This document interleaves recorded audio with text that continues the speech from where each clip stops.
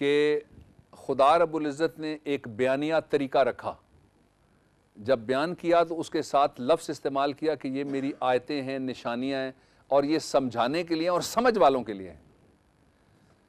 कुरान का जो एक बुनियादी इसका जो स्कीम है इसको समझने की, वो ये है, इसको इस सहल अंदाज में, lingual barrier apart of course, अरबी में है लेकिन तर्जमे के साथ बहुत आसानी से समझ आ सकता है।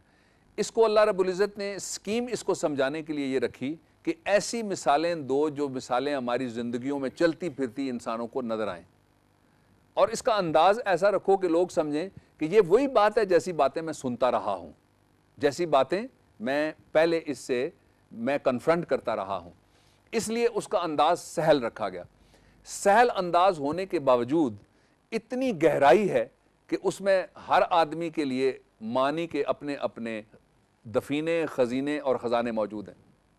अब अल्लाह रब्बुल इज़्ज़त ने जो कसमिया अंदाज अपनाया, उसमें एक नरेटिव उसका सेंस है कि जब नरेशन हो रही है तो नरेशन उस जगह से शुरू की जा रही है जहाँ से लोगों को समझने में आसानी हो जाए। लेकिन जिस तरह हुरूफ़ मुक़त्तआत हैं, कुछ अल्फाज ऐसे हैं जिनके मानी कोई दरियाफ़्त नहीं कर सका, ना दरियाफ़्त हो सकते हैं। और इसका जो तीसरा पहलू है कि लोगों को क्यों मना कराया गया, ये बहुत बदकिस्मती की बात है कि बेशुमार सादा लोग जो हैं वो कस्मों में आ जाते हैं, वो वादों में आ जाते हैं, वो फंस जाते हैं। मैंने बेशुमार लोगों से, मेरे पास एक इस्लामाबाद की एक प्रोफेसर साहिबा आई जिन्होंने सारी ज़िंदगी कॉलेज में पढ़ाया, तो वो मुझे कहने लगी कि मैंने ईमेल के ऊपर उनको किसी ने कहा कि आपका फ़लाँ जगह से इनाम निकल आया है और आप उसके लिए इतने $1000 हमें दीजिए और इतने $1,000,000 जो हैं वो आपके अकाउंट में हम ट्रांसफ़र करते हैं। उन्होंने अपनी वायद पूंजी घर अपना फ़रोख्त करके, और वो बड़ा नाम भी बड़ा मुसलमान किस्म का उसने लिखा और बड़ी बिस्मिल्लाह से वो बात करता था। ईमेल जिस तरह ई क्राइम है, ई फ्रॉड होता है उस, और उन्होंने अपना घर बेच के वो सारा पैसा वहाँ पे लगा दिया। अब एक जब लोगों को कसम खाने से मना किया गया तो उसके पीछे विजडम बेशुमार मैं पहले अर्ज कर चुका हूँ। एक विजडम ये है कि झूठी कसम के पीछे कोई लुट ना जाए, कोई बर्बाद ना हो जाए, कोई तबाह ना हो जाए। और वो मुझे कहने लगी कि मैं अब क्या करूं। मैंने फिर किसी को कहा, किसी लॉ इन्फोर्समेंट एजेंसी के आदमी को मैंने कहा कि ये बहुत मोहतरम खातून है, इनकी मदद करनी चाहिए, और मैंने उसको एक्सप्लेन भी सारा किया। लेकिन मैं तो मैंने उनको कहा, मैंने कहा मैडम आपके लिए दुआ के अलावा बाकी कोई कारीगर तरीका नहीं है, इसलिए कि उनका कोई सर पैर ही कोई नहीं होता जो ईमेल के जरिए कहते हैं कि फलान जगह फ्लाइट नंबर फलानी गिर गई थी अफ्रीका के फलाने इलाके में और उसमें से फलाने फलाने बंदे मर गए थे। तो मैंने वो जब उनके जेब में से फलाना पॉकेट निकला तो मैंने उसमें देखा आपका कार्ड पड़ा हुआ था और आपके नाम के ऊपर वो जाते हुए इतने पैसे छोड़ गए थे। अब वो लोग जो ख्वाबों में, यूटोपिया में जिंदा रहना पसंद करते हैं और जिनको उम्मीदें अच्छी लगती हैं, जिनको वादे बहुत दिल लुभाने वाले लगते हैं, वो ऐसी बातों में आ जाते हैं। And a person who is educated and was an educator for at least 35-40 years, ये उनका हाल आप देख लीजिए। इसलिए लोगों को कहा गया कि एक कसमें ना दो, इसलिए कि कसम अल्लाह की गारंटी है, कसम अल्लाह का वादा है, कसम अल्लाह की जमानत है। और दूसरा साथ लोगों को कहा गया कि इससे दूर रहो। इसकी वजह से नहीं, अपना जहन लगाओ, हक तलाश करो, सच ढूंढने की कोशिश करो, हकीकत तक पहुंचो। और कसम इस तरह की कसम भी लोग देते हैं, कहते हैं कि तुम्हें यह भी कसम है कि जो मैं बात तुम्हें कह रहा हूं किसी और को ना बताना, ताकि उनको तन्हा करके हर्ड में से निकाल के रेवड़ से अलग करके उनका शिकार आसान हो जाए। जी अगला सवाल लेते हैं प्रोग्राम का, आप सवाल पूछिए। फरमाइए कि झूठी कसम उठाने से माशरे में क्या फसाद पैदा हो सकता है? एक तो फिर मुझे, चूँकि मेरी बहुत सारी ज़िंदगी का हिस्सा उसी निज़ाम का मरून मिन्नत है और उसी निज़ाम से वाबस्ता है, अदालतों के अंदर झूठ तबाही की तरह फैलता जा रहा है।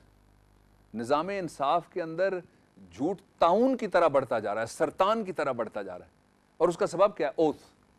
एक ज़माना ऐसा था कि एक अमेंडमेंट आई ओथ में, और उसमें लिखा हुआ था ये कि मैं अगर झूठ बोलूं, हल्फ देने वाला कहता था, तो मुझ पर अल्लाह ताला का कहर नाजिल हो।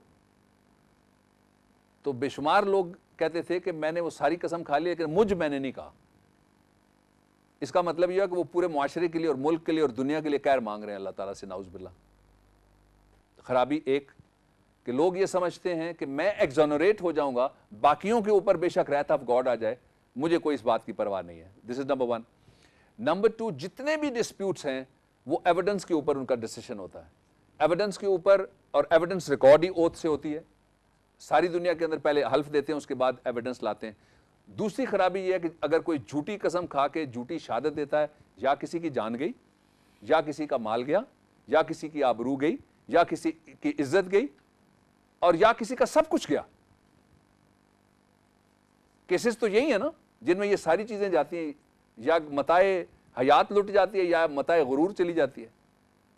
और जो जाती कैसे है, एक आदमी जिसने खड़े होकर झूठ बोल के ये कह दिया कि बात ऐसे नहीं हुई थी, ऐसे हुई थी, और वो एक आदमी को या 6 फुट जमीन से ऊपर ले जाएगी या 7 फुट नीचे ले जा सकती है। एक और खराबी, जब लोग कसम के पीछे छुप के झूठ बोलें कामयाबी के साथ, तो फिर मजहब को एक्सप्लॉइट करना लोग शुरू कर देते हैं। फिर अकायद को लोग अपने कारोबार के लिए इस्तेमाल करते हैं। फिर सादा लोग लूटने के लिए और आम आदमी को लूटने के लिए, और जिनके पास कुछ नहीं है नॉलेज की सूरत में, उनको लूटने के लिए, फिर वो इसको एक जज्बाती एक्सप्लॉयटेशन, एक जज्बाती वाबस्तगी उनके साथ जाहिर करके उनको लूटते हैं। और आप इस बात को ज़हन में रख के कल मुआशरे में निकलेगा, आपको ऐसे बेशुमार लोग नजर आएंगे, कस्में खाने वाले, वादे करने वाले, तोड़ने वाले, झूठ बोलने वाले। जी हाज़रीन, आपके सवालात का बहुत शुक्रिया। और ख़वातीन और हज़रात, अब हम हासिल गुफ्तगू और आज के मैसेज की जानिब बढ़ते हैं डॉक्टर साहब के पास। जी डॉक्टर साहब। हासिल गुफ्तगू ये है कि इस वक्त मुआशरे में, और इस वक्त मुल्कों में, इस वक्त इंसानों में, इस वक्त बस्तियों में अमन की ज़रूरत है।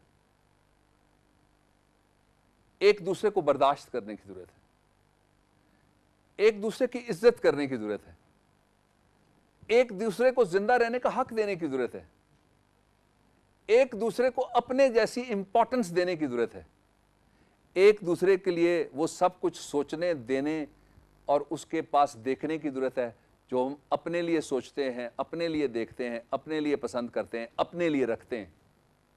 ये कैसे होगा? बहुत आसान तरीका है। थोड़ी सी ख्वाहिशें कम करें, थोड़ी सी ज़रूरतें महदूद करें, थोड़े से खौफ, थोड़े से लालच, थोड़ी हिर्स, थोड़ी हवस, उसको अपनी ज़िंदगी से निकाल दें। जब आप ऐसा करें तो मुझे और ये लेक्चर मुनक्कद करने वाली अपनी टीम को अपनी दुआ में ज़रूर याद रखिएगा।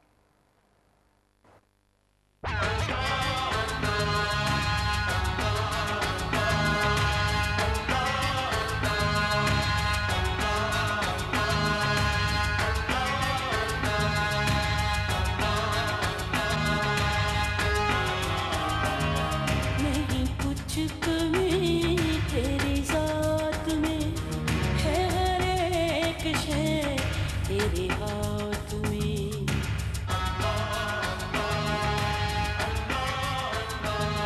नहीं कुछ कमी